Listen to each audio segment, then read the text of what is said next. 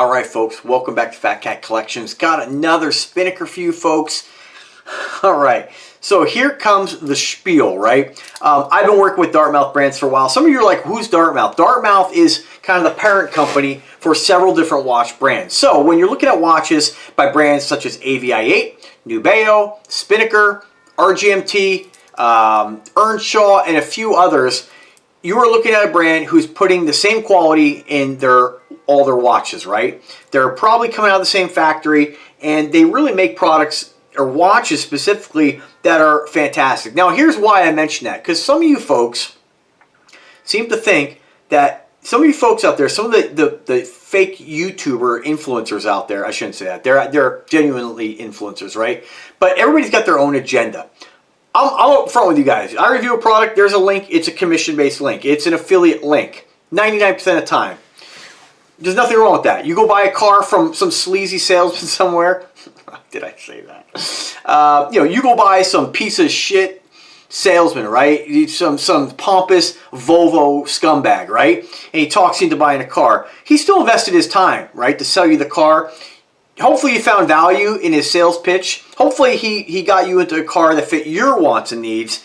It isn't just some sleazeball, right? But nevertheless, there is a commission that goes on with that. You sell your house, same thing. There is work involved. When I do videos, this is why we do videos, right? To market these watches. Of course, it's always easier to review products that you genuinely like and enjoy. Absolutely. Back when I used to sell car audio back in the day, manufacturers would give you employee accommodation. Not employee cost. We got that anyway. Employee accommodation was like half off wholesale. So we were getting like 15-inch MTX subwoofers for like 15 bucks. And the reason for that is because they wanted to encourage your salesmen to actually own this stuff. Because if you own it and you enjoy it and you find value, and otherwise, of all the different brands you could choose in regards to car audio, right? You chose MTX. And when you're selling these kinds of products, people are always asked, like, hey, what do you have? What would you do for my system? Oh, well, I have MTX. And so that's kind of their mindset, right? And so it's the same thing with watches and YouTube, right? These are kind of commercials, and I'm sharing you guys the features, the benefits, if any, and giving you guys an idea what it looks like on the wrist. And ultimately, it's up to you to find a watch that fits your wants and needs. If a sapphire crystal is a checkbox that you're looking for, it's not one that I'm looking for, but if it is one that you're looking for, if I review a watch and it has that, then that's one of your checkboxes. If you like the watch, number one, then hey, this might be a watch for you. Maybe you've discovered this by the YouTube algorithm. You weren't even looking for a watch, and all of a sudden you saw one of my videos, and you're like, gosh, I do kind of want to watch. Welcome to 2024. Welcome to advertising. So a lot of folks on YouTube pretend like it's always usually the smaller channels that start off and they want to play this high and mighty card that they're really just doing this to help people and just sharing and having the camaraderie and building friendships online. And that's not why I do this. It's absolutely fantastic to build some relationships with some of you guys and be able to email back and forth and talk about watches and just shoot the shit. Absolutely, that comes from building rapport with people. But that's not the name of the game. The name of the game is YouTube ad revenue and to market these products for companies. And it's a lot of fun for me. And I know if you watch me, like for instance, when I watch a YouTuber reviewing a product that I might be searching for, I'm not like, how dare him not be completely invested in making friends online? How dare him have an affiliate link? He took the time to make the video and share it. Whether he put the time into making the video to share it, that I, the consumer, am watching saying, oh, that answered some of my questions, or man, I really want that watch, right? Or that product. So again, keep an open mind when you watch YouTubers, and also be careful who you watch, because people do have their own agendas, right? Absolutely. So here's why I mention that, because some folks will give Spinnaker a pass and then shit talk Nubeo. They'll say how great the quality of Spinnaker is and then talk about how crummy Invicta is.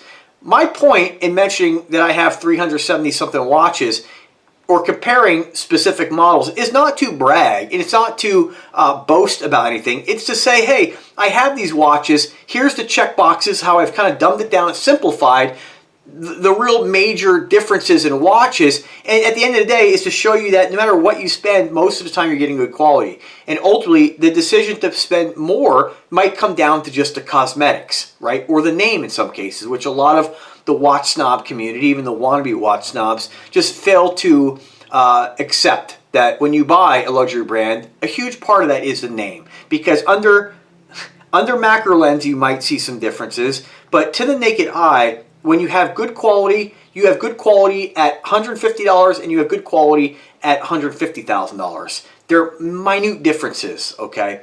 So again, a lot of folks will give Spinnaker a pass and then shit talk other brands, and sometimes shit talk brands under the Dartmouth branding. And it's asinine because they put the same quality in all their watches. So let's talk about this one now that that's out of the way. This is the Piccard, and this is one I have reviewed in the past. I liked it so much I wanted to review it again in the blue because I had it in the black, and I have it in the black, and it's a very unique piece. So if you're familiar with like Rolex Deep Sea Challenge, it's where James Cameron, the Rolex went down to the bottom of the Mariana Trench to demonstrate the insane water resistance. Now, I'm not making the comparison that this watch can do that, but one kind of noticeable feature of watches that can handle extreme depth ratings is a giant crystal, super thick, and that's something that this watch has. So the Piccard, and I'm just going to give you guys the spiel here on what they say about this. They say a marvel of vintage styling fused with the rigor of modern day watchmaking. The Piccard is reestablishing a new, I kind of said that like, the Piccard. The Piccard is reestablishing a new aesthetic in dive watch design with unmistakable bold presence. It still holds the wrist comfortably and offers reliability that is subjective as far as the comfort, and it stands out in any collection. So very unique. When you're looking at watches like this, the only watch on the market that I feel is reasonably priced that kind of gives you this vibe is the Invicta Hydromax. The nice thing about this is they're doing it in a smaller case, whereas the Invicta Hydromax would be a killer watch if they made that. I need to get another one because I like it so much. It's just huge. It's a 52 millimeter beast of a watch, 30 millimeters thick with the crystal. I think that Invicta should make that watch in a smaller 40 millimeter version. Still make it thick and chunky, but make a 42 millimeter version or a 40. It would be really unique. Super thick and super small. I think it would be really cool. And that's kind of what Spinnaker has done with this. So as far as the specifications are concerned, let's get right to that. We have a 45 millimeter case diameter. And so naturally that is starting to get towards that oversized area. Really, I consider 50 oversized, but some folks will whine about 42 being too large. Some folks have dainty little wrists and need 38 millimeter. And that's okay. If that's what makes you happy, then that's all you need to say. But this, is starting to get, if you're used to wearing 38 millimeter watches or 40 or 42s, 45, it may only see, only 3 millimeters. It may not sound like a huge difference, but it is. This is a big chunky watch. And I think this is almost like a gateway watch. If you are even looking at some Invictas and like, I don't know, they're too big, but you see the Spinnaker, you're like, all right, let me give that a go. That might open the floodgates to you getting into larger watches. I like that they didn't go over 45 on this. I like the fact they kept it 45. Thickness is 21 millimeters. 52 millimeters lug to lug. But the thickness, I think, on this is a really thick watch. Let me just verify that. Yeah, so that is to the top of the crystal. I mean, it is a very thick wrist presence. Definitely not a watch that, you want to be a little careful with this. This is subjected. There's not a lot of protection here. You could bang this around if you're not careful and damage it. It's still a very strong crystal, right? It still has an ultra-domed, scratch-resistant shaped sapphire lens with an anti-reflective coating. So huge sapphire crystal on that. And I don't know if you can see, the video doesn't do it justice just how thick this is. It is just a beast of a watch. Big ass crown on it. It is screwed down. We do have a ceramic bezel. Looks like a unidirectional bezel with ceramic plate. It's like a matte finish. So I guess they, sometimes you'll see a ceramic. I'm not sure why they refer to it as ceramic plate. It might mean that this is actually like stainless steel that's been plated with a ceramic and not actually a true ceramic bezel. 22 millimeter bracelet on this. Fold over style clasp. Milled clasp, of course. Dual push button to plate clasp. 3 levels of micro adjustment, and these are push pins or friction pins, not screws. Most of the watches out there do run friction pins. We do have a pretty cool, looks like an FX15. This must be some kind of sea rover of some sort on the back. Very cool, super dive themed. Love this piece. It is a unidirectional rotating bezel, super tight on this. I mean, very. And again, I don't want to, you know, when you turn the bezel, you can't, quality is not dictated by the sound it makes, okay? It's just, what really determines the quality is there any back play? And this is nice and tight, and it is easy to turn. You know, this is a useful bezel. Some bezels you slip off a little bit. You can still turn them, don't get me wrong, but it is a useful bezel. I do have a helium release valve at the 11 o'clock position. It's a killer watch. It's very unique, and it's not a watch for everybody, but definitely for you watch collectors out there who like unique kind of vintage style dive watches, this was a no-brainer for me. I absolutely had to have this when I saw it come out. Very thick bracelet. Everything about this watch is thick and robust. What else about it? 550 meters of water resistant. That's pretty insane. And it is automatic. It does have a Japanese NH35 TMI automatic movement. Kudos to Spinnaker for adding that to their website. A lot of times I'm constantly mentioning, I'm hoping it kind of sinks in, you know, along the way here, that they add this information to every website that they own and every watch listing that they have. That's important to people, right? I mean, it's a little different for me if it just says Japanese automatic movement. Naturally, I'm getting this for free. I'm going to review it. I'm going to wear it. I'm going to enjoy it. I know it's not too big of a deal, but I know for you folks who are spending your money on it, you do want to know that, and I can respect that. That's really about it. 316 stainless steel. Everybody knows that a TMI NH35 is a time-tested, very robust, excellent quality movement.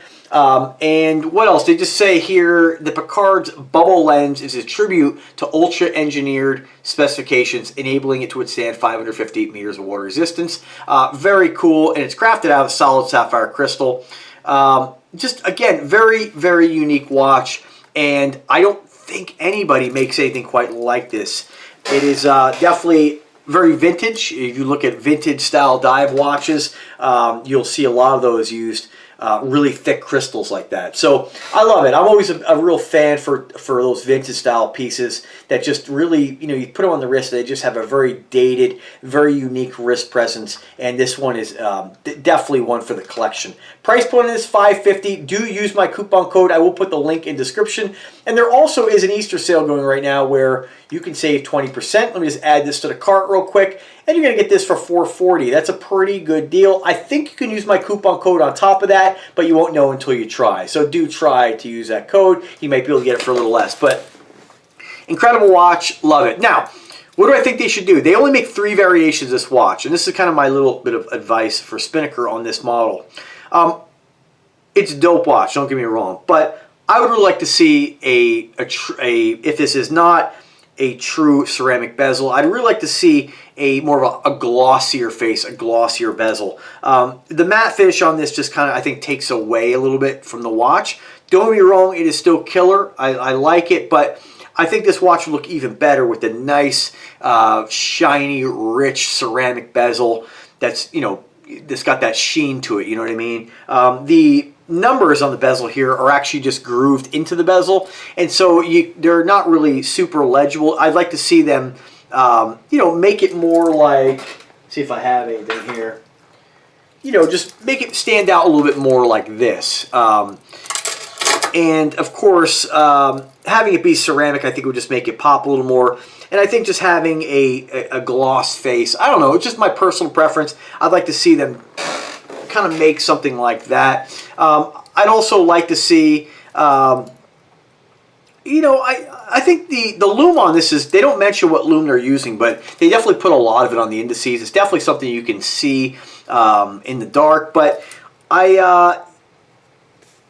you know, I'm not really a huge fan of like the super bright green. Aragon uses this type of lume, and I think it just really stands out a little too much. Again, that's personal preference, but I'd like to see a round 2 variation of this using round indices, kind of like this Oceaniva, just basically duplicating the face and bezel, this setup on this watch. I think if they did a limited edition piece in white just like that, it would sell out. Do a Stormtrooper, white and black, it would do extremely well. But, you know, we'll see what they do down the road. Overall, though, an incredible piece. It looks great. It's unique, and it's definitely one for the collection. So without further ado, let's throw on the wrist. I'm about 5'8", I don't know why I say about. I'm 5'8". I'm about 182 pounds, and I have a 7-inch wrist. So I did not size this yet, so do forgive me for that. I just wanted to get this video done. But you can get an idea what it looks like on a 7-inch wrist. Again, it's a big piece. It definitely has a tall wrist presence. And if you are a guy who likes watches that do tend to stand out and get some get you noticed, and start conversations, this is definitely a cool one for your collection. And I don't think there's really anybody out there who, again, I think it's funny that Spinnaker gets the pass, but a lot of other brands don't.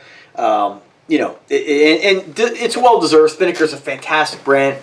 When I look at the different Dartmouth brands, Spinnaker's up there for me. The Dumas is one of my favorite watches of all time. Nubeo, RGMT.